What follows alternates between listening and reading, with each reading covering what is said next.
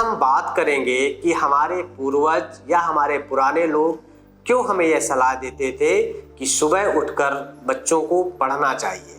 सुबह का पढ़ा हुआ बच्चों को हमेशा याद रखा जाता है या उन्हें याद रहता है या उनकी याददाश्त में वो चीज़ें हमेशा बनी रहती हैं।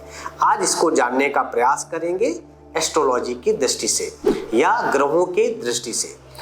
हम लोगों ने ये हमेशा अपने बचपन में देखा और समझा कि हमें सुबह उठकर मॉर्निंग में पढ़ना चाहिए, भोर में।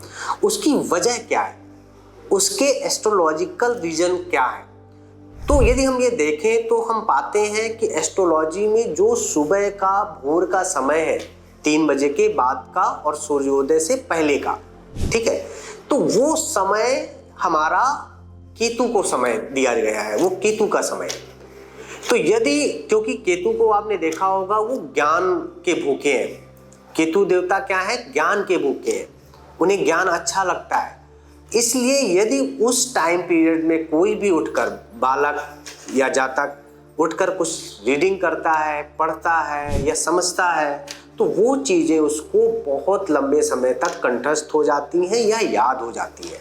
वहीं पर आपने यह भी सुना होगा अपने पूर्वजों से या अपने गांव में या अपने माता पिता से कि आपको दिन डूबते समय, जब दिन ढल रहा होता है, तो उस समय आपको ना पढ़ना चाहिए, ना उस समय सोना चाहिए, वहाँ पे बचना चाहिए।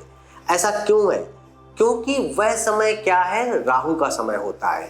आप लोगों को सबको पता है कि राहु और केतु 180 डिग्री में पाए जाते हैं या दिखते हैं।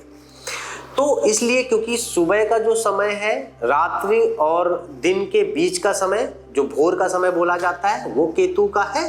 वैसे ही दिन और रात की शुरुआत का जो समय है, सांझ का जो समय है, वह राहु का समय होता है। इसीलिए हमें सुबह उठकर पढ़ने के लिए बोला जाता है और शाम को दिन ढलते हुए या दिन डूबते हुए हमें पढ़ने से मना किया जाता है।